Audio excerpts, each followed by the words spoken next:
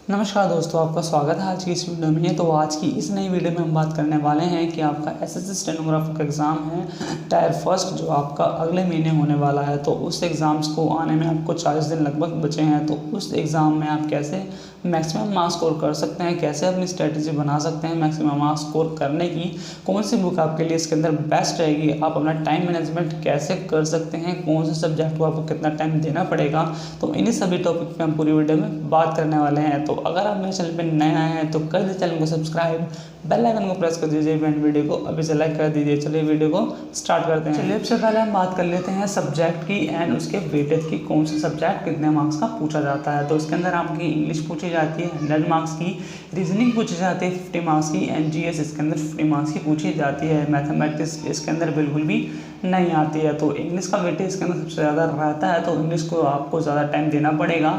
And reasoning का 50 marks का and GS का आपका 50 मार्क्स का पूछी जाती है, तो उसको आपको थोड़ा थोड़ा टाइम देना पड़ेगा पूरे दिन के अंदर। तो आपको उसके अंदर अच्छे से टाइम मैनेजमेंट करना होगा जिससे आपकी अच्छे से तैयारी हो सके। तो सबसे पहले हम बात कर लेते हैं इंग्लिश की। तो इंग्लिश को आप पूरे 3 घंटे दे सकते हैं। 3 घंटे आप इसको अच्छे से तैयारी करनी है। आपका ये वाला टाइम है जो प्रैक्टिस करने का है, जो भी आपके सेट्स हैं, जो भी आपके सेट्स प्रीवियस ईयर के सेट्स है, तो उसको आपको प्रैक्टिस करनी है। आपका ये टाइम नहीं है कि आपके नाउन क्या होती है, प्रोनाउन क्या होती है, जितने भी रूल्स बेस आप पढ़ते आते हैं, रूल्स पढ़ने का आपके पास बिल्कुल भी टाइम नहीं है। आपके पास टाइम है तो प्रीवियस ईयर सेट्स आपको सॉल्व करने हैं। एंड जो भी आपके सेट्स हैं, जैसे किरण पब्लिकेशन आपकी बुक है तो किरण की आपको बुक परचेज करनी है। उसके अंदर आपके जितने भी सेट्स हैं सभी सेट मिल जाएंगे, तो उन सेट्स की आपको बिल्कुल अच्छे से प्रैक्टिस करनी है। तो 3 घंटे आप इसके अंदर इंग्लिश को दे सकते हैं जिससे आपके 100 में से मैक्सिमम मार्क्स स्कोर हो सके। उसके बाद हम बात जीएस की बात करें तो जीएस को आप 1 से 2 घंटे दे सकते हैं 50 मार्क्स के लिए। एंड रीजनिंग की बात करें तो रीजनिंग को भी आप 1 से 2 घंटे दे सकते हैं। तो आपको टाइम इस तरह डिवाइड करना है, जैसे आप इसको आगे पीछे भी कर सकते हैं। जैसे आपका रीजनिंग में आपको इसके अंदर ज़्यादा मुश्किल लगती है तो रीजनिंग को आप थोड़ा टाइम ज़्यादा दे सकते हैं। जीएस आपको थोड़ी मुश्किल लगती है, जीएस को आप थोड़ा टाइम ज़्यादा दे सकते हैं। तो ऐसे आप टाइम मैनेजमेंट बना के चलिए जिससे आपकी अच्छे से प्रैक्टिस हो जाए। तो उसके बाद हम बात कर लेते हैं प्रीवियस ईयर सेट्स की। तो प्रीवियस ईयर के सेट्स हैं जितने भी आपके 2011 के, मान लीजिए जितने भी आपके प्रीवियस ईयर सेट्स हैं, आपको ऐसे बुक परचेज करने हैं जिससे आपको प्रीवियस ईयर सेट्स अभी आपको मिल जाए। किरण की बुक है तो उसमें से आपको प्रीवियस ईयर सेट्स आप मिल जाएंगे। जितने भी मॉक टेस्ट हैं, जितने भी आप online test coaching online test series लेते हैं, तो उसमें से आप जितने सेट्स हैं नए नए सेट्स आप प्रैक्टिस डेली कीजिए। जो रूल बेस की बात कर ले तो रूल को आपको कोई सा भी नहीं पढ़ना है, अभी आपको रूल पढ़ने का कोई भी टाइम नहीं है। तो इंग्लिश आपके इसके अंदर 100 मार्क्स की पूछी जाती है। इसके बाद हम बात कर लेते हैं कौन से टॉपिक्स को आपको कितना ज़्यादा टाइम देना पड़ेगा। तो सबसे पहले हम इंग्लिश सब्जेक्ट लेते हैं। इंग्लिश के अंदर आपकी 100 मार्क्स की पूछी जाती है।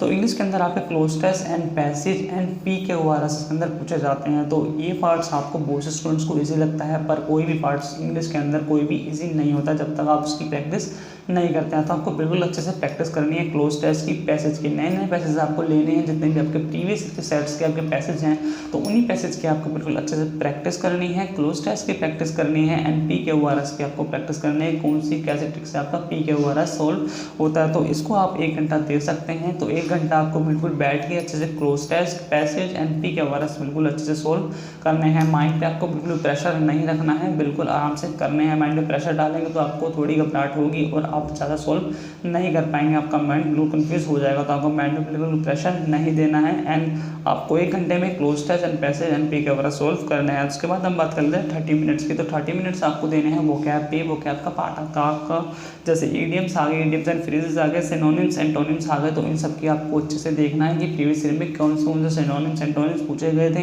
एंड इसके अंदर फ्रेजिंग एंड ईडियम्स कौन से दिए गए थे। आप एक नोटबुक बना सकते हैं, एक रफ नोटबुक बना सकते हैं। उसके अंदर आप सभी, जैसे आप डेली सुबह सुबह उठते हैं तो सुबह सुबह उठ के आपका बिल्कुल माइंड फ्रेश रहता है, तो सुबह सुबह उठ के आप एंटोनिम्स एंड सिनोनिम्स जितने भी प्रीवियस ईयर पूछे गए थे तो उसको लिख के आप लर्न कर सकते हैं।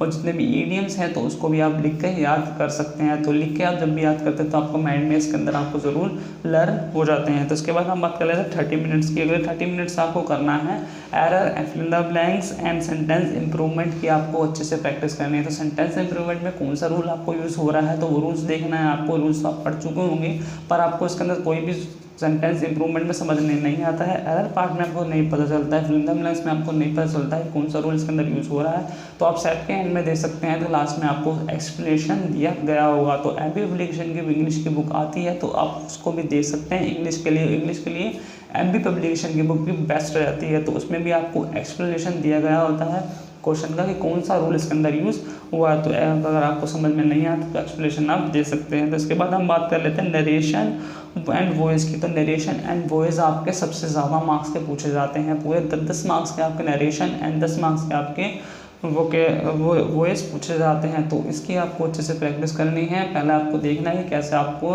आते हैं, आप पहले पढ़ चुके हैं नरेशन एंड वॉइस, तो आपको प्रैक्टिस आपको लगातार रखनी है। जितने प्रीवियस ईयर में आपके नरेशन पूछे गए थे, वॉइस पूछे गए थे, नरेशन एंड वॉइस पूछे गए थे, तो उसकी आपको अच्छे से प्रैक्टिस करनी है। तो प्रीवियस ईयर के लेवल को आपको देख के प्रीवियस ईयर का अगर आप करते हैं प्रैक्टिस तो आपको जो लेवल है आपको एग्जाम्स का वो पता चल जाएगा, आपको स्टैंडर्ड पता चल जाएगा कैसे आपका एग्ज़ाम आता है। ठीक है, तो इसके बाद हम बात कर लेते हैं जीएस की।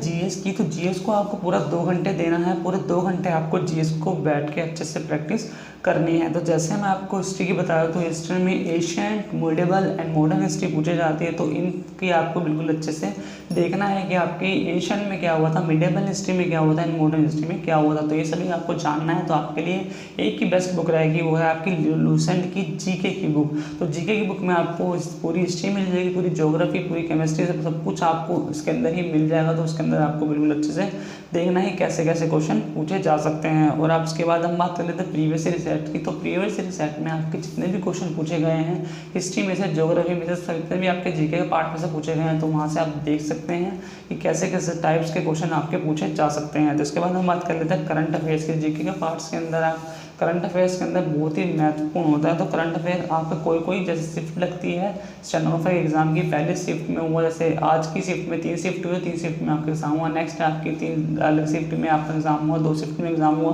तो ऐसे में आपका जो पहली शिफ्ट में करंट अफेयर ज़्यादा दे देते हैं, दूसरी शिफ्ट में करंट अफेयर कम दे देते हैं, ऐसे इसका एसएससी का एग्जाम होता है। और ये आपका पिछले साल ही स्टार्ट हुआ था, जिसको हम बोलते हैं नॉर्मलाइजेशन। तो नॉर्मलाइजेशन करके आपके इसके अंदर कट ऑफ निकाली जाती है। तो करंट अफेयर का पार्ट आपको ज़्यादा करना पड़ेगा, कि आपकी कोई भी शिफ्ट लग सकती है, कोई भी शिफ्ट में आपको करंट अफेयर इसके अंदर पूछा जा सकता है। तो करंट अफेयर की आपको बिल्कुल अच्छे से तैयारी करके रखनी है। आपको डेली न्यूज़पेपर्स पढ़ना है, यूट्यूब चैनल है, कोई भी यूट्यूब चैनल आपसे देख सकते हैं जिससे आपको करंट अफेयर अच्छे से मिल जाए। कोई भी एप्लीकेशन आप डाउनलोड कर सकते हैं, ब्लॉग्स आप देख सकते हैं। तो इन सभी को देख के आपको नोट्स बनाने हैं कि कौन से किस टाइम पे आपका क्या हो रहा है, करंट अफेयर को आपको ज़्यादा ध्यान देना है। तो करंट अफेयर के आप मतलब नोट्स बना के आप अलग से नोटबुक बना के नोट्स बना के इसकी तैयारी कर सकते हैं। तो इसके बाद हमारा लास्ट पार्ट आता है रीजनिंग का। रीजनिंग की पे कैसे तैयारी करनी है, इसके बाद हम बात कर लेते हैं रीजनिंग की। तो रीजनिंग की आपको बिल्कुल अच्छे से प्रैक्टिस करनी है। आपने सभी ट्रिक्स एंड टिप्स आपने पढ़ रखी है रीजनिंग की, तो आपको ये टाइम है आपका प्रीवियस ईयर सेट सॉल्व करने का। तो जितने भी आपके प्रीवियस ईयर सेट्स हैं